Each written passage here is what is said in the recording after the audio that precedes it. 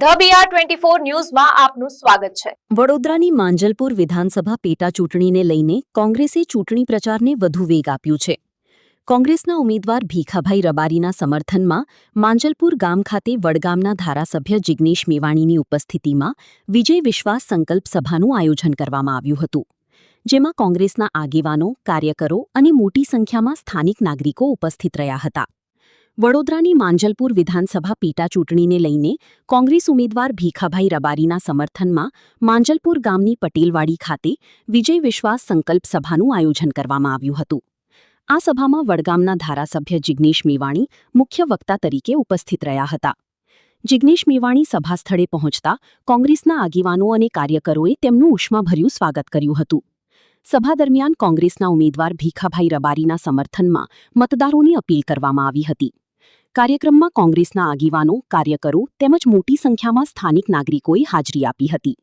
સમગ્ર કાર્યક્રમ ઉત્સાહપૂર્ણ અને શાંતિપૂર્ણ વાતાવરણમાં સંપન્ન થયો હતો। અણુથી પ્રમાણિક, ઈમાનદાર, ગ્રાઉન્ડેડ, મોડેસ્ટ, હમ્બલ સમગ્ર ગુજરાતમાં ના મળે એટલા સજ્જન અહીંના ઉમેદવાર છે અને આખું ગુજરાત અને ઇવન ભારતીય જનતા પાર્ટીના માણસો પણ જેની શાખ પૂરવાનું પસંદ કરે એવા કેન્ડિડેટ અમે આપ્યા છે। માંજલપુરની જનતા એના મગજમાં નરેન્દ્ર મોદી, અમિત શાહ, RSSએ છેલ્લા કેટલાક વર્ષોથી જે કોમવાદનું તત્વ મૂક્યું છે એનાથી એકવાર મુક્ત થઈ જાતિ ધર્મનું કુંડાળું તોડી જંતર મંતર પર સંઘર્ષ કરનારા ઝેન્ઝીની જેમ ખોલીને તાકાતથી બહાર આવે તો આનાથી અદ્ભુત કેન્ડિડેટ ગુજરાતની વિધાનસભામાં બીજો મળે જ નહીં।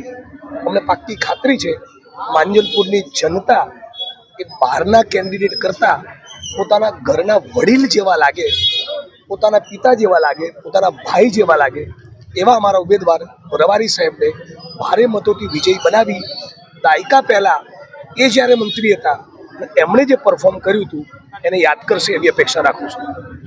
શું કહેશો હવે પ્રધાન ધર્મેન્દ્ર પ્રધાન જે શિક્ષણ મંત્રી છે એમને પણ રાજીનામું આપવું પડ્યું? નરેન્દ્રભાઈનો વારો, અમિતભાઈનો વારો, એક ચોર ગયો બીજા બે ચોરોનો વારો।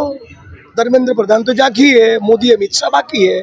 ગુજરાતમાં 34 પરીક્ષાના પેપર લીક થયા, એક પણ માણસ સાબરમતી સેન્ટ્રલ જેલની સલાખોની પાછળ નથી।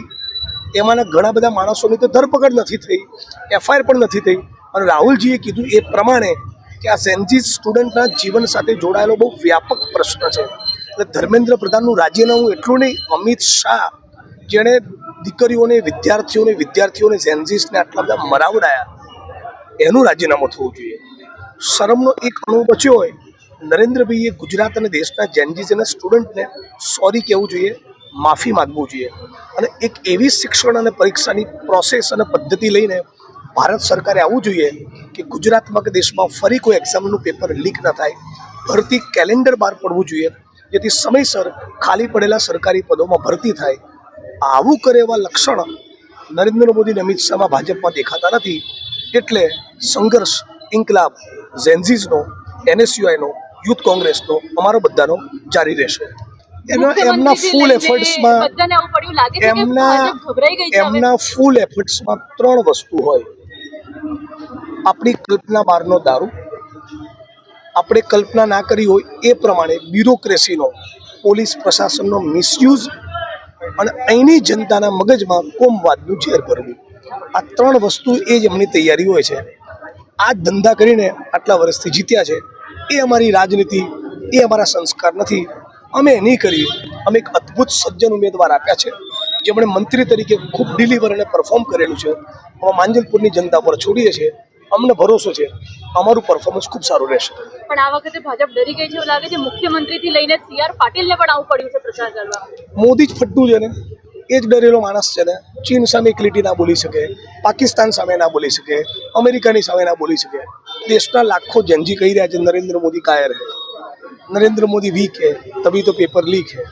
હવે મોદી સાહેબના રિટાયરમેન્ટનો સમય આવી ગયો। હું ધારાસભ્ય થયો ત્યારે 2017ના ડિસેમ્બરમાં કીધું હતું કે સાહેબ હિમાલય જતા રહો, 10 વર્ષે ફરી કહું છું, શું લેવા લોહી પીવો છે, જાઓ કે બાપા અહીંથી।